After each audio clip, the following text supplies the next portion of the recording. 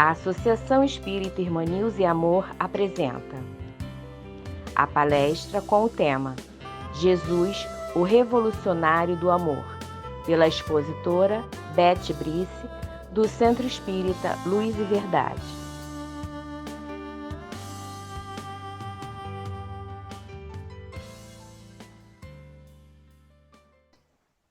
É com alegria que nós damos início a mais um estudo.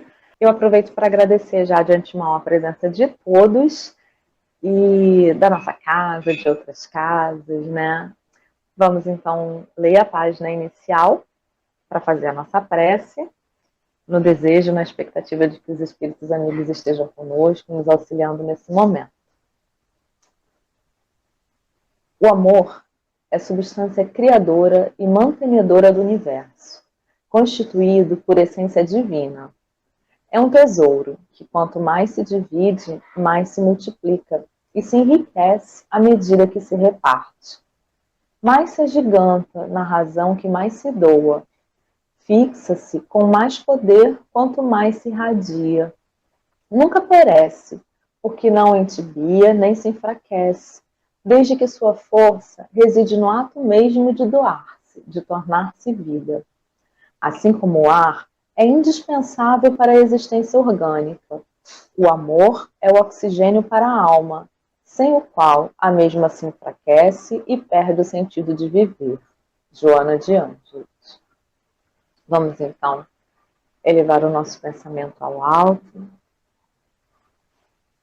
Querido amigo Jesus, companheiros espirituais, mentores de nossa casa, agradecemos mais uma vez, Senhor, pela oportunidade de estarmos nesses momentos refletindo sobre o Teu Evangelho.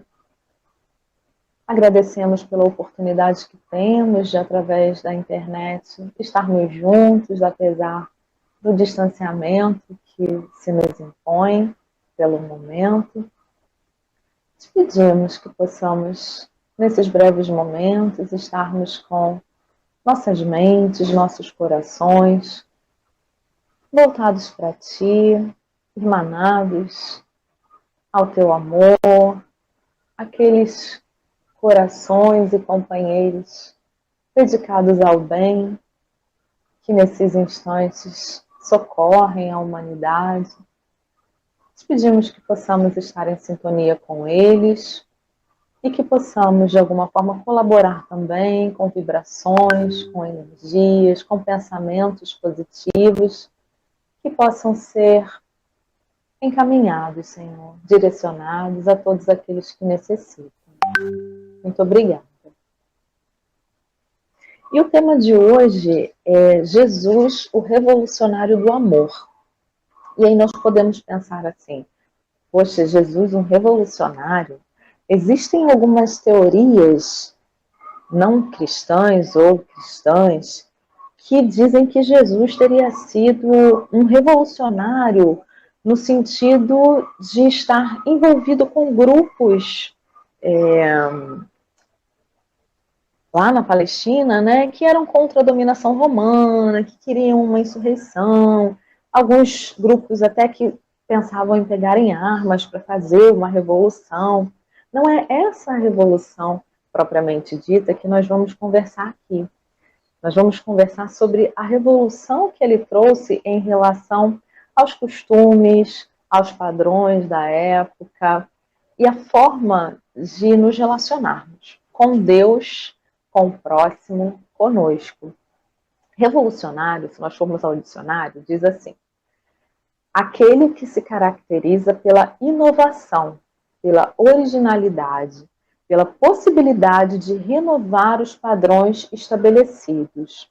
Ou seja, revolucionário é toda pessoa que consegue fazer algo diferente, renovar, inovar no contexto em que esteja inserido, seja ele o contexto social, acadêmico, vai fazer algo que é diferente, que é inovador em relação àquela ordem pré-estabelecida. Nesse sentido, nós compreendemos que Jesus, de fato, é um revolucionário, não é? Ele, enquanto Espírito perfeito, que sabemos que é, e mais que isso, não é? Emmanuel nos conta em A Caminho da Luz, que Jesus é um dos principais organizadores do próprio planeta Terra. É encarregado de todas as almas que aqui estamos, todos os espíritos que aqui estamos, encarnados ou não, em relação, não é, dentro do planeta, desde a nossa criação, fomos criados aqui, a maior parte de nós, por Deus, claro, mas Jesus organizou toda a possibilidade de vida no nosso planeta. Emmanuel, inclusive, o chama de governador espiritual, não só do planeta, mas do sistema solar. E ficou no nosso íntimo, não é, de todos nós, espíritos ao longo dos séculos, aquelas promessas que ele nos fazia de que viria um dia, de que viria em pessoa ao nosso planeta. E assim foi, todos os povos, todas as culturas sempre falaram de um missionário, de um avatar, de um espírito luminoso, que viria para meio que sacudir as coisas, para dar um levante no planeta, para inverter a ordem como as coisas estavam feitas, para promover o progresso da humanidade. Em todos os povos e todas as culturas se esperou por um Messias, por um espírito elevado, por alguém que pudesse nos auxiliar como um espírito mais experiente, trazendo-nos a boa nova, trazendo-nos novas orientações, novas perspectivas, novos pontos de vista sobre as mesmas questões com as quais sempre lidamos. Nesse sentido, Jesus é um revolucionário, mas é mais um revolucionário. É um revolucionário do amor que temos, que sentimos, da forma como nos relacionamos com o próximo e com o próprio Pai Celeste. Então, nós esperávamos por Jesus, todos os povos esperavam, ainda que não lhe dessemos o nome de Jesus. Alguns ainda o esperam, na verdade, não é? Mas chegava o momento em que ele viria em pessoa, apesar de já ter nos enviado diversos missionários, diversos companheiros seus para preparar os caminhos, para preparar a nossa mentalidade. Então, o que foi feito, não é? Nós tivemos na Grécia o berço da filosofia ocidental. Nós tivemos Roma, que começou a se estabelecer em torno de valores como tradição, família, dando as possibilidades de que nós pudéssemos amadurecer algumas ideias e conceitos de forma a nos prepararmos para a chegada de Jesus. O que chama-se, eu lembro quando criança eu li um livrinho do Monteiro Lobato, do Sítio do Pica-Pau Amarelo, e uma das histórias chamava-se O Século de Péricles, não chamava-se o Século de Péricles. A dona Benta falava para os netos sobre o Século de Péricles, que antecedeu a Jesus e que foi uma renovação no pensamento ocidental, porque foi incentivada a arte, a leitura, a música, sensibilizando os espíritos para que nós pudéssemos mais tarde receber uma proposta mais amorosa de relacionamento com Deus, com o planeta, com o próximo e conosco, porque ainda éramos muito embrutecidos. Então a arte veio sensibilizar nossos espíritos para que nós pudéssemos estar um pouco melhor preparados para essa mensagem que era mais sensível, que tocava fibras mais íntimas do que nós estávamos acostumados a lidar. Então era chegada a hora, ele viria. E Amélia Rodrigues, no livro Trigo de Deus, como em Luz do Mundo, como em Dias Venturosos, Primícias do Reino, todos os livros em que ela nos conta passagens de Jesus na Terra, não é? Existe toda uma literatura espírita que se baseia nos contos, nas tradições orais contadas. E Amélia Rodrigues pega diversas passagens, não é, dos evangelhos e trabalha nesses livros contando-nos por trás daqueles pequenos fragmentos que nós encontramos na Bíblia, a história que estava ali por trás, no fundo, não é? Quando ele estava lá na casa do Simão Pedro, que a sogra do Simão estava doente, ele conta o que aconteceu ali. E depois a implantação do primeiro culto no lar, que eles fizeram na casa de Pedro. São histórias muito interessantes. Essa parte até nem está no livro da Amélia Rodrigues, mas só para a gente lembrar como é que a estrutura, né, desses livros. E a Amélia Rodrigues nos diz nesses livros que aqueles tempos em que Jesus nasceu eram muito semelhantes a esses em que nós vivemos, não é? Eles viviam sob a dominação de um império, no caso romano. Eles pagavam impostos caríssimos, altas taxas de impostos, nada semelhante, não é, ao nosso imposto de renda, ao IPTU, ao imposto de taxa de incêndio, de água, nada muito diferente do que a gente vive hoje. Impostos caros, muito mais caros do que aquilo que era oferecido à população. Viviam numa sociedade que era desigual, onde existia uma classe dominante, onde existiam escravos, onde existiam castigos e punições que nos lembram muito mais a escravidão do que exatamente um regime democrático, onde cada um vale simplesmente por existir, não é? Existia também violência, injustiça social. Quem leu Paulo Estevão, livro maravilhoso de Emmanuel, percebe quando o pai de Estevão, que eu não me lembro o nome, passava para ir ao mercado e ele é acusado pelos soldados romanos porque ele deu bom dia, ele não podia levantar a cabeça, então batem nele, já era um senhor. Aí quando ele volta do mercado, ele baixa a cabeça e aí batem nele porque ele não foi respeitoso o suficiente para cumprimentar. Então, nada muito diferente do que a gente vê hoje, não é? Nas nossas comunidades, que as pessoas têm dificuldade para entrar e sair para trabalhar, seja pelas autoridades ou desautoridades com as quais convivemos, não é? Que não vamos nem falar aqui, todos nós sabemos quais são. Era uma sociedade racista, não é?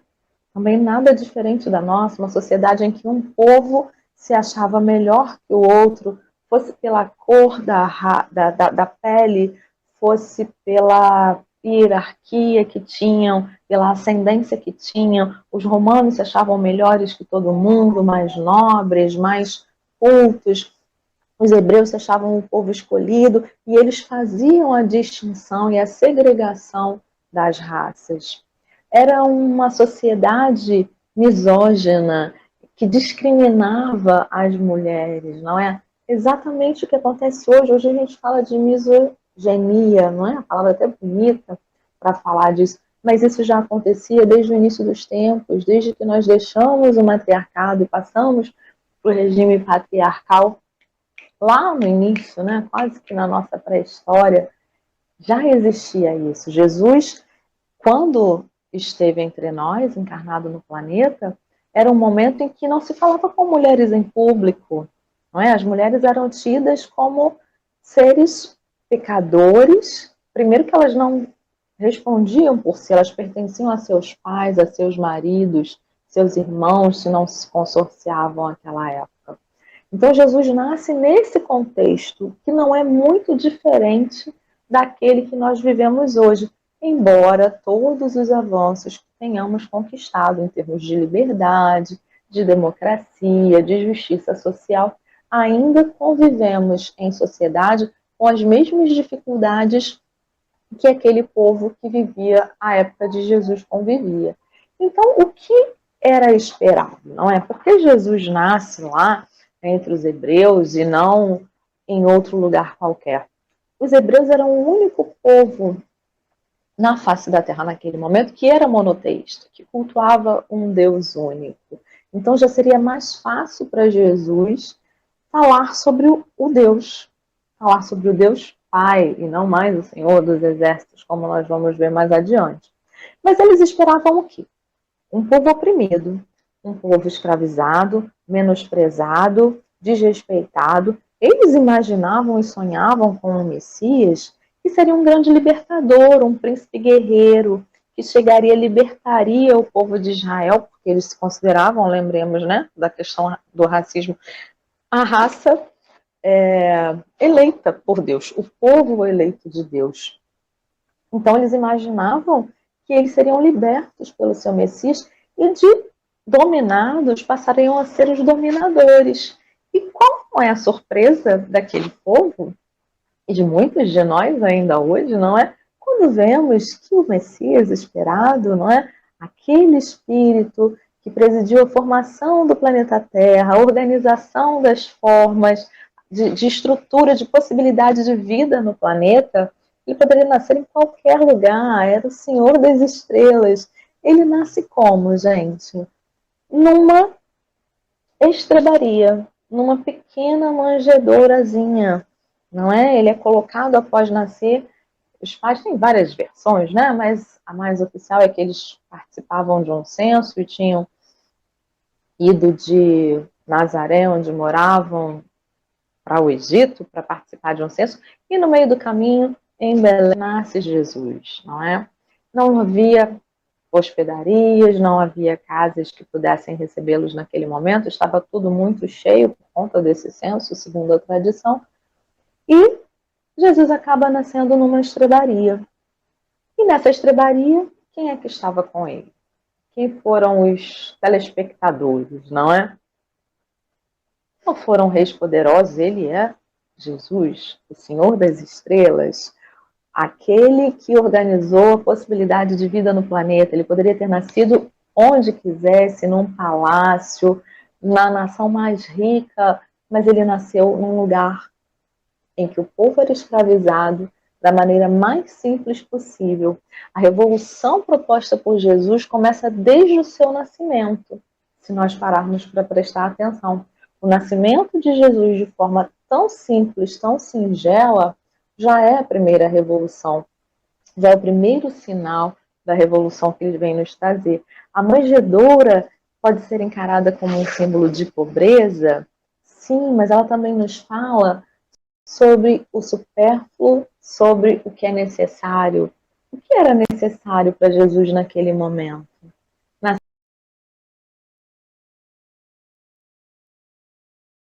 Um casal que delicadamente aceitou receber o Messias daquele povo, o governador do planeta, o Filho de Deus, como ele passou a ser conhecido, embora sejamos todos nós também filhos de Deus. Ele não precisava de nada, nada. Ele precisava nascer no seio de uma família que entendia a sua proposta e que lhe possibilitou uma infância, o crescimento, para que ele pudesse desenvolver a sua missão no planeta. Ele precisou apenas de amor, nada mais que isso. Então, essa já é a primeira grande revolução proposta por Jesus para os conceitos da época e, pasmem, para os nossos conceitos, porque nós também ainda vivemos muito voltados, não é? Para o que podemos ter e não para o que podemos ser. Joana de Ângeles faz essa distinção muito claramente no livro Integral. Ela diz que nós vivemos numa sociedade em que há uma inversão de valores, não é? A pessoa não vale pelo que ela é, e sim pelo que ela tem ou pelo que ela possa aparentar, ainda que não tenha efetivamente alguma coisa. Então, Jesus, ao nascer na manjedoura, Emmanuel nos fala que a manjedoura assinala o ponto inicial da mensagem salvadora do Cristo, como a dizer que a humildade representa a chave de todas as virtudes. Olha a inversão, não é? Na ordem instituída, em que se pensava que era necessário ter poder para poder governar, era necessário ter poder para se sentir respeitado, para ser respeitado, era necessária a opressão, era o temor. Jesus nasce de forma completamente diferente. Simples, no meio de duas pessoas que o acolhem amorosamente e dos animais, porque os primeiros visitantes de Jesus não são os reis magos, não é? Como nos fala a tradição bíblica, são os animais. E quais são os animais? Era um tigre, um leão, um macaco brincalhão, um mico. Não, Jesus nasce entre, segundo a simbologia, boi, burros, ovelhas, que são animais que servem. Olha só, cada detalhe, como é importante. Quando a gente monta o presépio, né, para celebrar o Natal hoje em dia, que a gente coloca na nossa casa o presépio, tem lá o burrinho, tem o boizinho, tem uma ovelhinha, não é? Não tem uma águia, não tem um tigre. São aqueles animais que servem, que ajudam no arado, que ajudam no transporte de cargas e de pessoas. Então, mais uma mensagem de Jesus. Os primeiros a partilharem, não é, a presença de Jesus não são humanos. Olha ele dizendo para a gente, olha, todo mundo é igual. Todos os seres e criaturas merecem o mesmo respeito, merecem ser bem tratados, merecem consideração. Por que que nós humanos achamos às vezes que os animais são inferiores a nós? Tantas vezes eles nos dão exemplos, não é? De situações e de momentos em que tem posturas às vezes muito mais humanas do que nós mesmos o temos. Ele é colocado numa manjedoura. Manjedoura é um instrumento que é utilizado para que os animais possam beber. Então, olhem também o simbolismo disso, né? Jesus vem nos dessedentar. Essa sede, ela não é de água, ela é de amor, ela é de conhecimento, ela é de direcionamento, ela é de perspectiva, de sentido existencial. Jesus vem até nós como essa água viva nos dessedentar e nos mostrar aquilo de que realmente nós precisamos, que é o amor. Então eles esperavam um príncipe e receberam o filho de um carpinteiro. Eles esperavam um rei guerreiro e receberam um homem pacífico, meigo, doce, que foi enérgico diversas vezes em todas as situações necessárias, mas sempre com ternura, sempre com brandura, condenando jamais o erro, jamais o que se equivocava, não é o ser que se equivocava, mas o erro. Jamais aquele que, como dizíamos antigamente, pecava, e sim ao que era considerado o pecado. Ao invés de templos, não é? Porque Jesus não ficava parado num templo. Olha a revolução, gente, que era isso para aquela época, que tinham as sinagogas, tinham os templos, as pessoas iam ler. Nada muito diferente do que hoje, que a gente ainda tem as igrejas, os terreiros, os centros espíritas, os templos budistas. Não que não seja importante, nós precisamos também dessas coisas. Mas chegaria um tempo, ele falou para a mulher da Samaria, chegaria um tempo em que nós adoraríamos a Deus em espírito e verdade. Não precisaríamos mais de templos de pedra para isso, de locais físicos para nos relacionarmos com Deus, porque na verdade a proposta é que nós possamos nos relacionar com Deus no nosso íntimo, no templo interior. Então ele faz toda uma inversão, ele busca a natureza, ele anda com os pescadores, ele conversa com os agricultores, nos vinhedos, ele está no meio do povo todo o tempo. Ele não ensina de uma cátedra, ele ensina no dia a dia, vivenciando. A sua própria vida é o seu maior ensinamento, é a maior revolução que ele nos oferece. Joana de Ângeles nos diz que a sua voz doce e enérgica levantou-se, e ele cantou as mais belas melodias de amor, bondade, justiça, tolerância e igualdade. Para aquela época, gente, isso era uma grande revolução, porque as pessoas eram presas, apedrejadas, mortas, tinham suas mãos decepadas se roubassem alguma coisa. Quando ele fala de tolerância, quando mostram para ele uma mulher, né, pega em adultério, segundo as tradições bíblicas, e a lei de Moisés mandava que apedrejassem aquela mulher. E perguntam para ele, o que a gente faz? E ele pergunta, quem tem aqui que não tem pecado nenhum? Quem está livre de pecado? Aquele que estiver livre de pecado pode atirar a primeira pedra. Então ele inaugura o império da consciência, não é? A gente precisa olhar para dentro, para a gente se relacionar com o outro. Claro, não vamos nem falar da questão do julgamento, do preconceito, da discriminação, mas como somos seres que ainda temos isso, o que Jesus nos convida? Olha para dentro. Você pode realmente atirar uma pedra? Você realmente é justo? Tem o coração puro? Tem bondade? Tem generosidade? Tem compreensão? Tem tolerância? Não erra em nada? Se é assim, tudo bem. Foi mais ou menos a mensagem que ele quis passar. No fundo, nem é assim, porque mesmo aquele que é correto, que é todo certinho, ele não vai condenar, porque Jesus nos ensinou isso, não é? Diversas vezes ele nos disse que o Pai não queria a morte do ímpio, do pecador, mas a sua regeneração.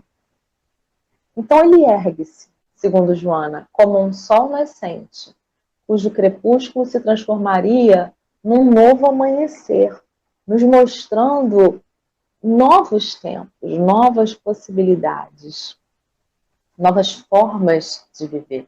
Antes de Jesus, nós entendíamos Deus como um Senhor dos exércitos. Depois de Jesus, nós entendemos Deus como um Pai amoroso, que estimula os seus filhos, que os corrige. Claro, porque todo pai humano faz isso, que dirá o Pai Celeste que é perfeito. Ele vai nos corrigir, ele vai nos orientar, mas ele não vai ficar nos punindo, ele não vai ficar punindo até a sétima geração, como diziam as escrituras, né? Como diz, né? Está lá escrito ainda, mas nós devemos ler sempre tudo no sentido muito figurado, não é?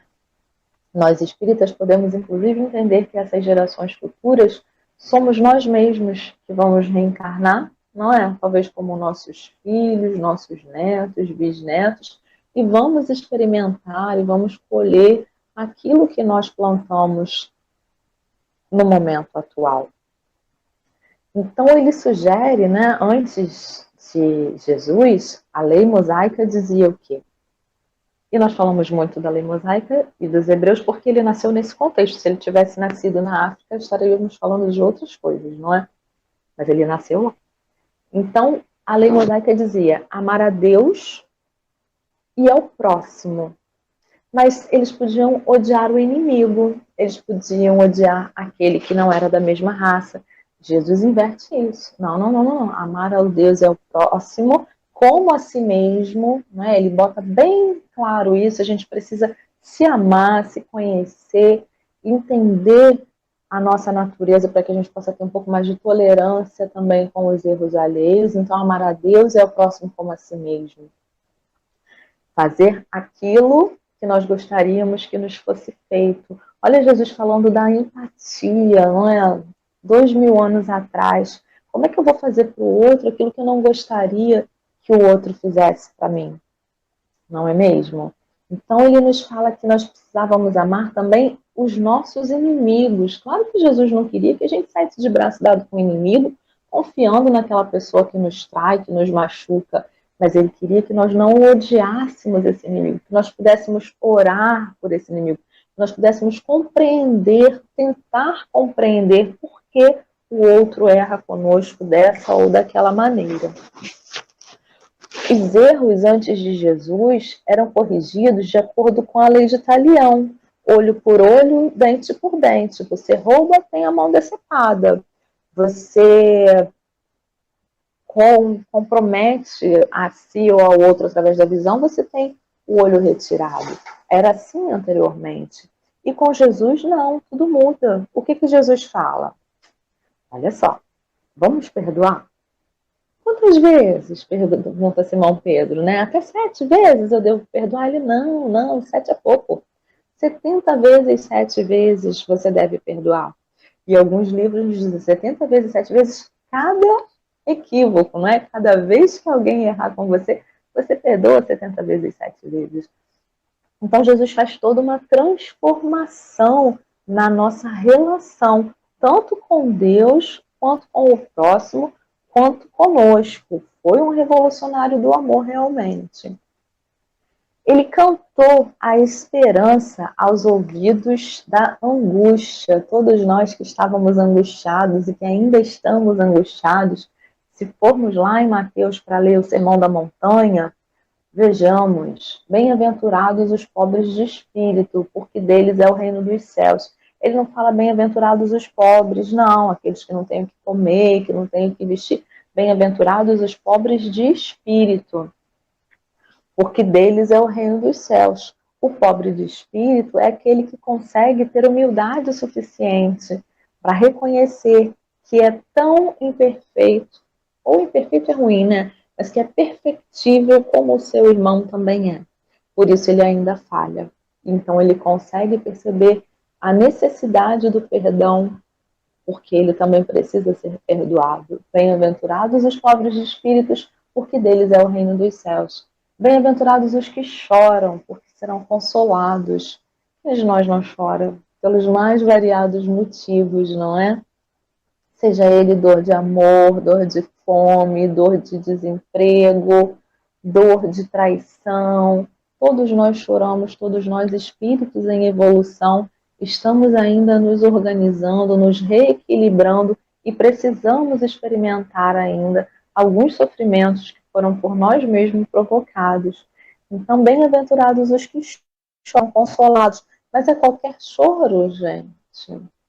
Eu posso chorar de raiva, de ódio, não me conformo de viver ou nessa solidão, ou nessa miséria, nessa penúria.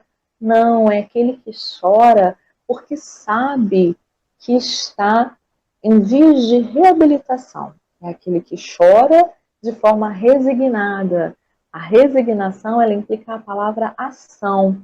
Não basta a gente chorar, não é? Para ser consolado. É necessário esse choro algumas vezes? É.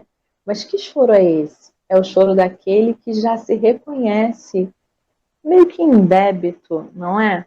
Mas com a possibilidade, e possibilidade real sempre, de se reorganizar, de se regenerar e de melhor forma ainda fazendo isso coletivamente, auxiliando aquele que está do lado, buscando o auxílio também daquele que está do lado, porque juntos nós caminhamos melhor e melhor somos consolados, porque já encontramos o consolo no próprio companheiro que está ao nosso lado. Bem-aventurados os mansos, porque herdarão a terra. Gente, é capaz alguém de ser manso se não experimentar o amor? É impossível, não é? Então, os mansos são aqueles que olham para o lado, que sofrem a injustiça, que sofrem talvez a perseguição, a dor, e são capazes de olhar para aquele autor dessa agressão que perpetra contra ele o que gera o seu sofrimento e ver nele um irmão infeliz também. Claro que nós não somos, não é? Ainda espíritos tão elevados. Algumas vezes a gente vai ficar um pouco magoado, vai ficar ressentido, mas aí a gente aproveita e revê, não é? Olha para dentro, vê que sentimentos são esses, por que eu não consigo perdoar o outro? O que o outro fez para mim que me deixou tão irritada, né? Por que dessa forma? Qual o cerne disso? Por que isso me incomoda tanto? Quando a gente fizer esse exercício, né, de autoavaliação, a gente vai conseguir andar melhor. E a gente vai conseguir ver que o outro talvez não tenha errado tanto. Talvez o problema seja mais nosso, porque nós não resolvemos algumas questões de natureza íntima e emocional que nos magoam, que nos fazem ficar ressentidos. Então, a atitude de mansidão, ela passa também pelo autoconhecimento, ela passa por enxergarmos as nossas dificuldades e, a partir daí, por empatia também, por nos colocarmos no lugar do outro. Como é que eu gostaria que o outro me tratasse nessa situação? Então, nós conseguimos ser um pouco mais mansos, e os mansos são aqueles que herdarão a terra. Bem-aventurados os que têm fome e sede de justiça, porque eles serão fartos. Todos nós que estamos nesse processo de evolução em que nos encontramos, não é? No planeta de provas e expiações, não somos espíritos perfeitos, nenhum de nós. Mas a boa nova é que somos perfectíveis, é que estamos fadados à perfeição, não há outra alternativa. Todos nós seremos felizes, cedo ou tarde. Adiantamos esse passo conforme a nossa caminhada. Então, bem-aventurados aqueles que já se encontram nesse momento de fome e de sede de justiça, porque nós percebemos que sentimos necessidades, sentimos inquietações e que muito provavelmente todas essas necessidades e inquietações, elas provêm da forma como nós nos comportamos no passado ou no presente, porque muitas das nossas aflições, nós espíritas gostamos às vezes de pensar assim, não, estou sofrendo porque no passado eu fiz isso e aquilo. São débitos do meu passado que eu estou me reorganizando, me reabilitando agora. Não, muitas das nossas aflições, elas são provocadas por nós nesse momento mesmo, não é?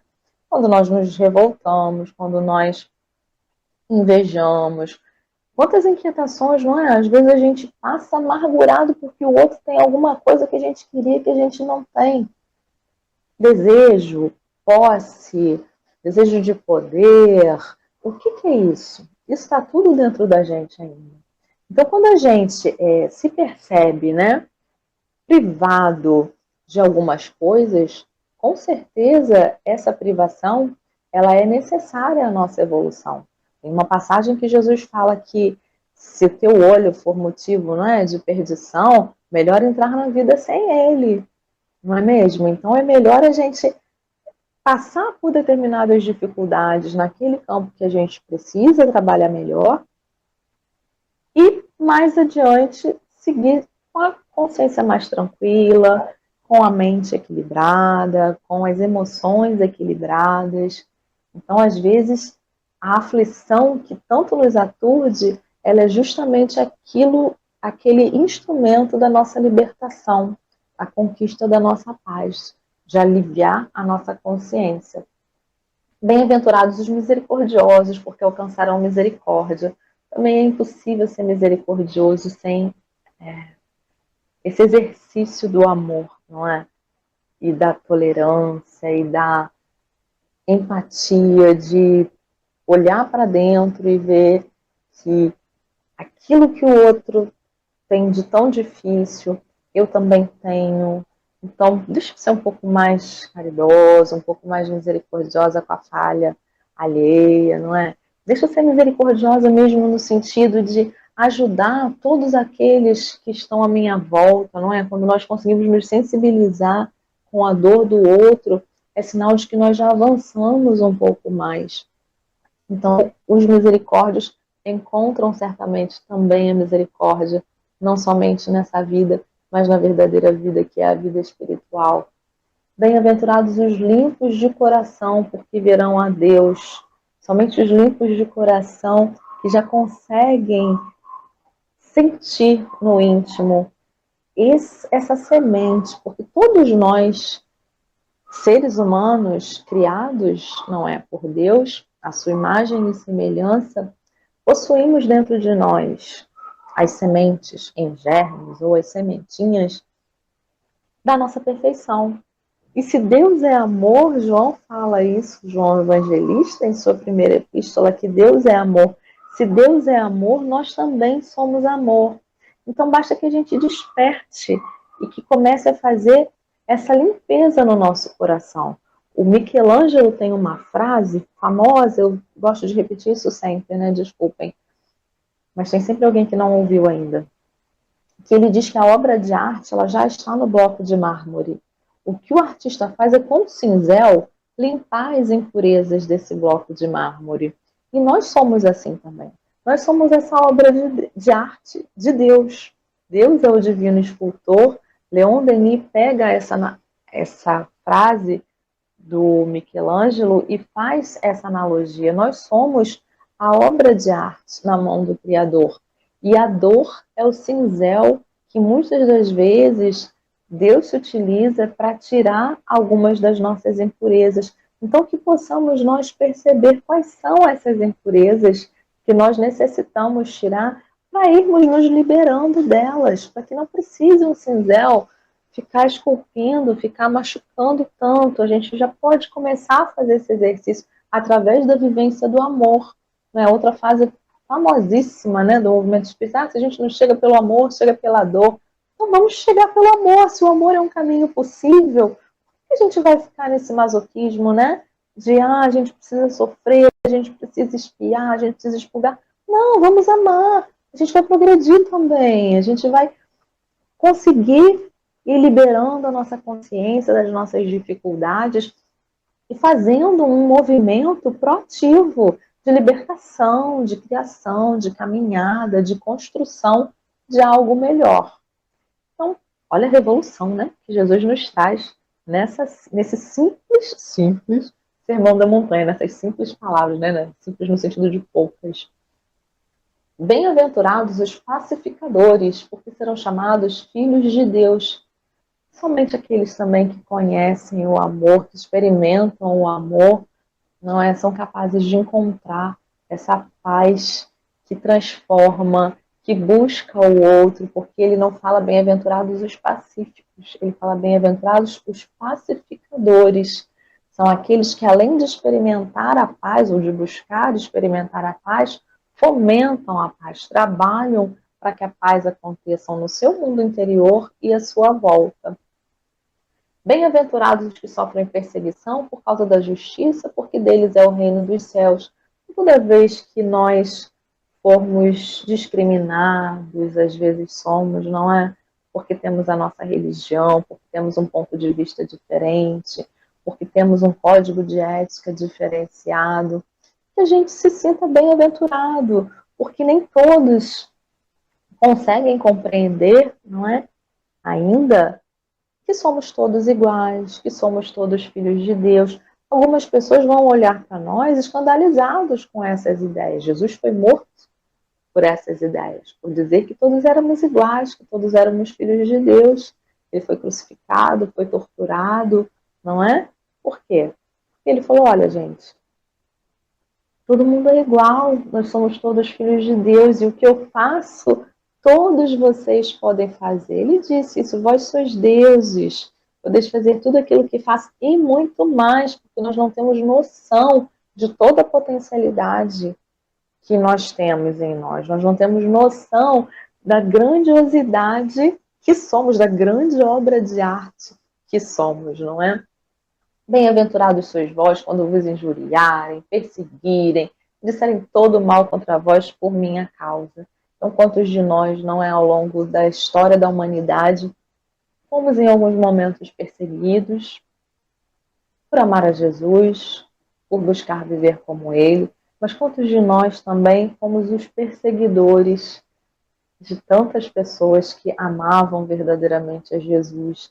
Vamos refletir sobre isso, olhar para dentro e ver em que lugar nós estamos, não é? Ele foi revolucionário também quando ele nos mostrou que a cura dependia de nós. Quantos iam até ele, não é? Buscando a cura, e ele dizia, a tua fé te curou, não é? Quando ele nos ensina também a amar, quando nós amamos, diversos estudos hoje em academias, não é?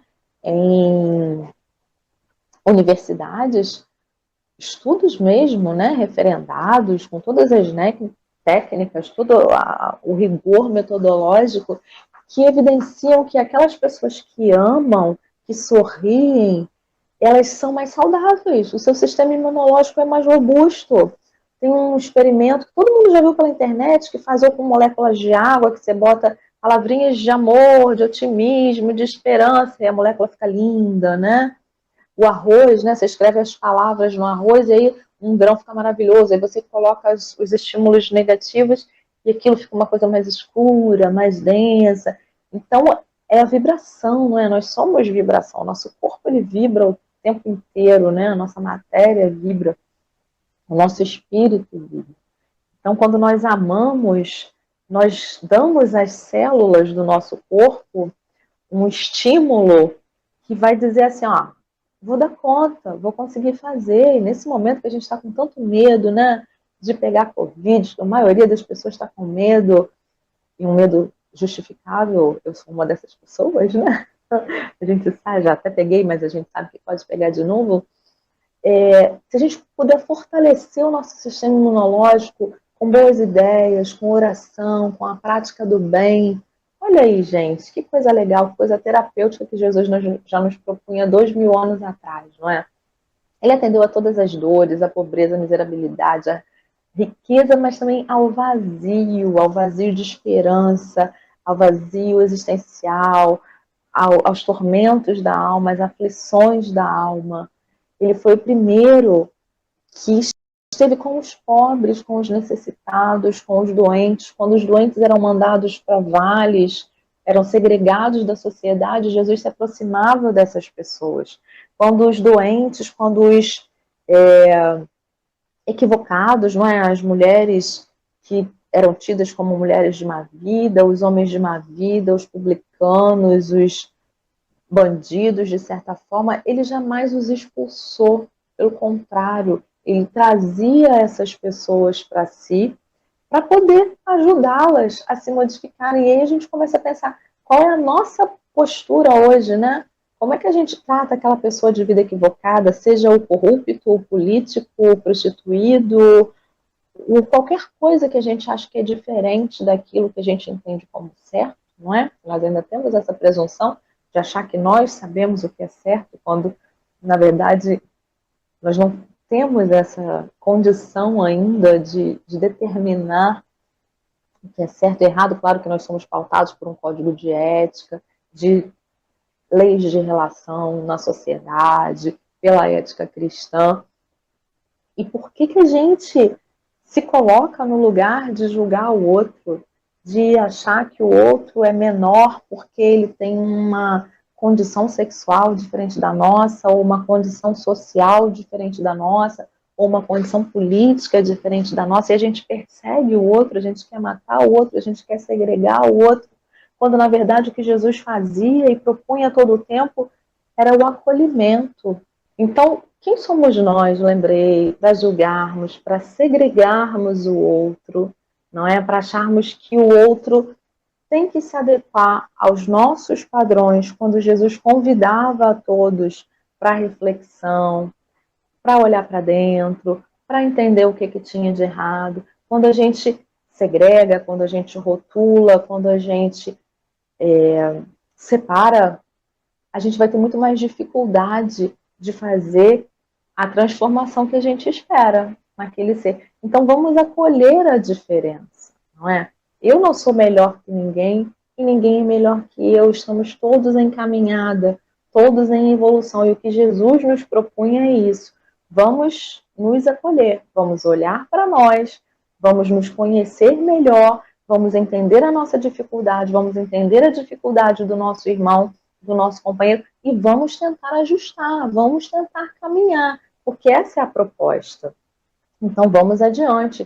Jesus propunha uma sociedade sem hierarquias. Quando ele se despede, ele diz o que para os discípulos? Já não vos chamo servos, porque o servo não sabe o que faz o seu senhor. Doravante vos chamarei amigos, porque tudo que conheci de meu Pai vos dei também a conhecer. Então, olha só a revolução que Jesus propõe. Não precisa de sacerdote, não precisa de hierarquia religiosa, não precisa de hierarquia na relação profissional, na vida pessoal. Somos todos iguais, estamos todos mais ou menos no mesmo nível, uns um pouco mais à frente, outros um pouco mais atrás, mas o que está na frente vai ajudar o que está atrás. E o que está atrás, em algum momento, vai estar um pouco mais à frente e auxiliar em outra questão, em outro âmbito da vida, aquele que já foi a pessoa que o auxiliou. Então, essa construção coletiva é uma proposta de Jesus desde o início, não é? Ele disse: deixar vir a mim os pequeninos, porque o reino dos céus é para aqueles que se lhes assemelham. Ele aproxima todo aquele que é mais ingênuo, que é mais vulnerável, que é mais dócil ao seu ensinamento. Olha a inversão de valores, não é? Quando a gente muitas vezes menospreza aqueles mais simples, Jesus traz para si: não, deixa vir os pequeninos.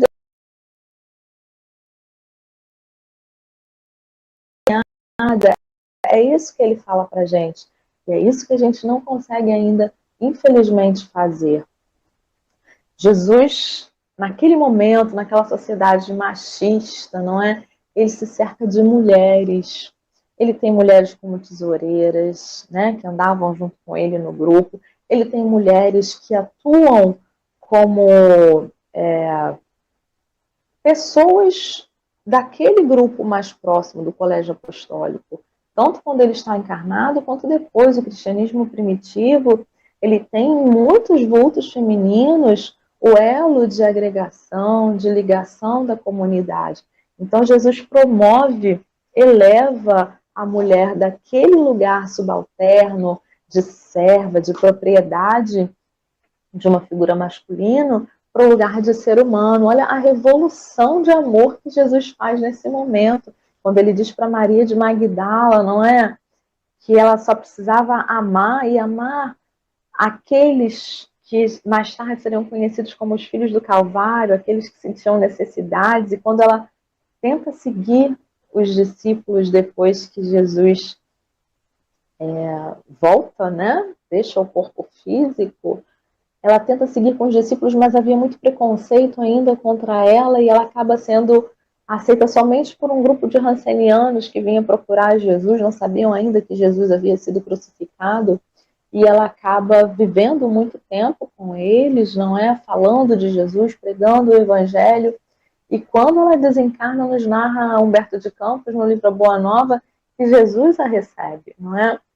Jesus a recebe e ele diz, vem, vem, porque assim, pelo muito que você amou, né, você merece estar aqui comigo agora. Não importam os seus erros, não importa tudo que você viveu, tudo que te disseram que você fez de errado, né? Você amou o suficiente para estar aqui, merecendo estar do meu lado agora. Que coisa especial, né, gente? Assim, que revolução realmente de amor Jesus nos propõe. Ele rompe com as práticas exteriores, não é? Não precisa rezar na praça, não precisa rezar no templo, não precisa baixar 3 vezes, não precisa contar quantos passos pode dar no sábado. Ele rompe com tudo isso, ele fala, é amar a Deus, é amar o próximo, é estar junto. Quando você for orar, não ora para todo mundo ver, entra no teu quarto íntimo, conversa você com Deus, né? É uma inversão completa dos valores até então. Quando ele diz, aquele que quiser ser meu discípulo, renuncie a si mesmo, pegue a sua cruz e siga-me, não é? Não é renunciar simplesmente no sentido de deixar posses, de renunciar ao que eu gostaria de fazer, mas é renunciar ao nosso apego à nossa própria imagem.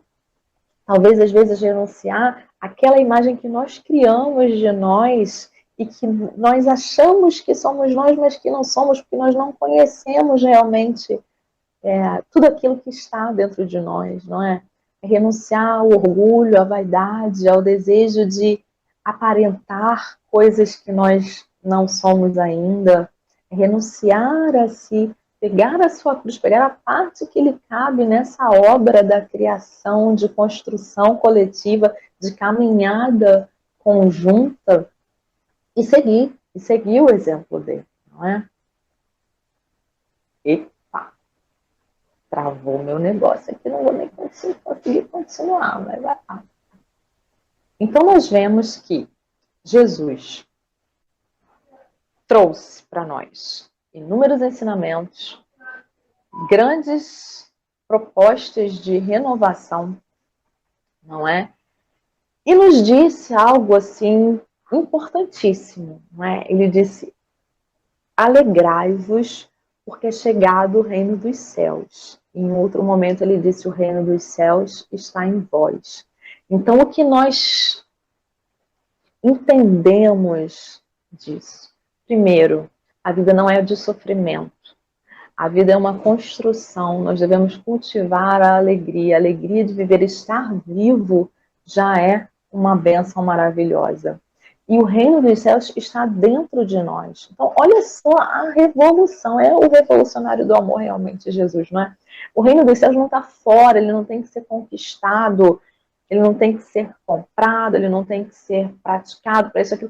Ele é construído no nosso íntimo. E quando nós construímos esse reino dos céus no nosso íntimo, nós ajudamos a estabelecer as bases do reino dos céus, do reino de Deus no planeta em que nós vivemos.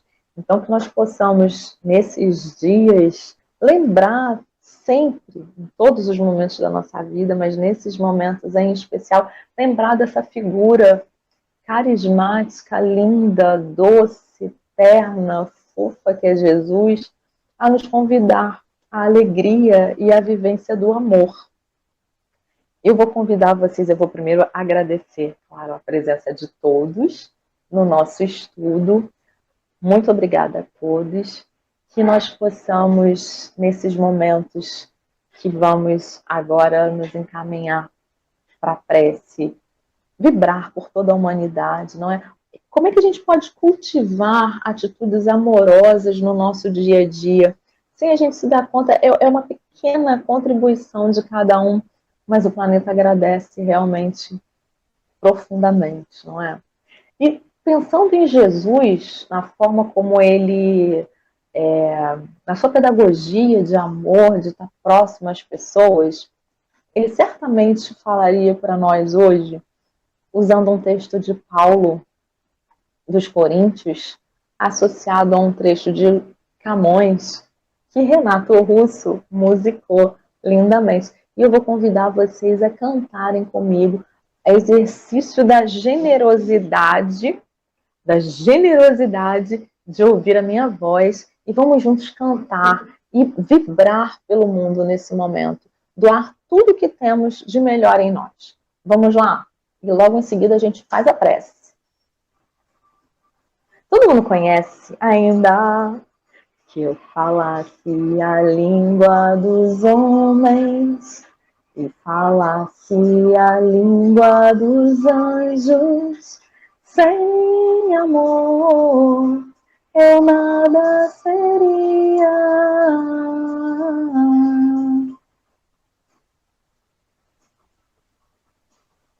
É só o amor, é só o amor que conhece o que é verdade.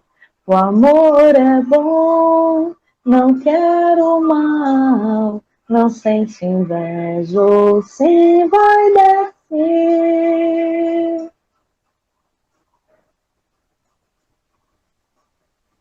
O amor é o fogo que arde sem se ver, é ferida que dói e não se sente, é um contentamento descontente, é dor que desatina sem doer. É um exercício de amor, não é? Ainda que eu falasse a língua dos homens e falasse a língua dos anjos, sem amor eu nada seria.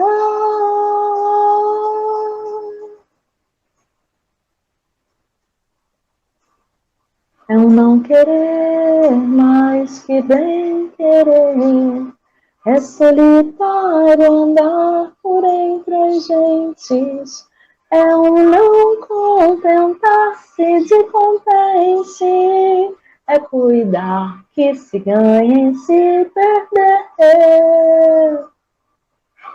Se preso por vontade é servir a quem vence o vencedor, é um ter com quem nos mata. Lealdade tão contrária a si é o mesmo amor. Estou acordado e todos dormem, todos dormem, todos dormem. Agora vejo em parte, mas então veremos face a face. É só o amor, é só o amor que conhece o que é verdade. Ainda que eu falasse a língua dos homens e falasse a língua dos anjos, sem amor eu nada seria.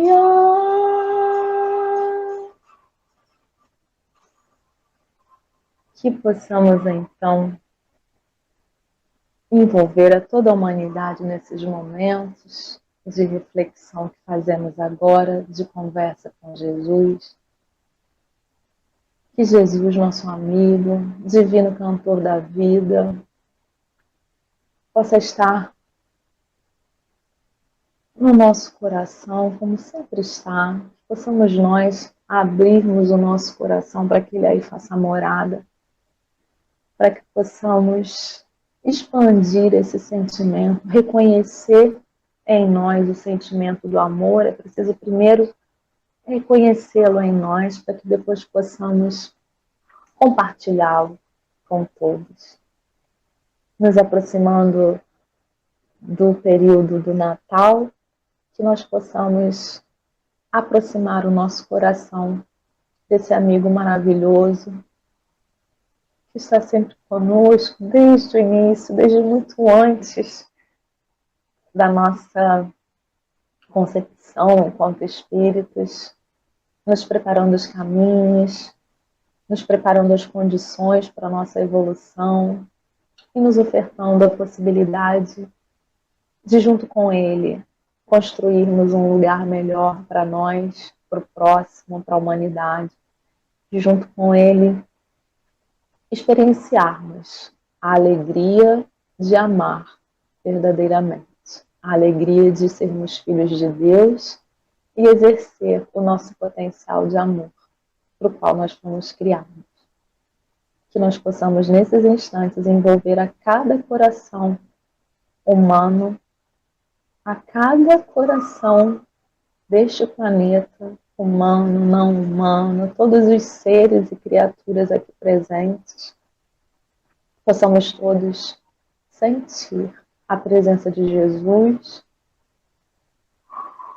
e, em sentindo a sua presença, vivermos amorosamente, fraternalmente, como Ele vem nos pedindo há tanto tempo. Que nós possamos, meus irmãos, ter uma noite abençoada, fiquemos com Deus e fiquemos sempre na presença desse amigo abençoado, amoroso, que nos estimula sempre a viver o amor, que é Jesus. Uma boa noite a todos nós. Convidamos a todos para assistirem à próxima palestra no nosso canal, dia 8 de julho, quinta-feira, às 20 horas, pelo expositor Maxwell Pinheiro, da Associação Cristã Espírita Nazareno, com o tema Psicoterapeuta. Evangelho segundo o Espiritismo, capítulo 24, item 12. Aguardamos vocês!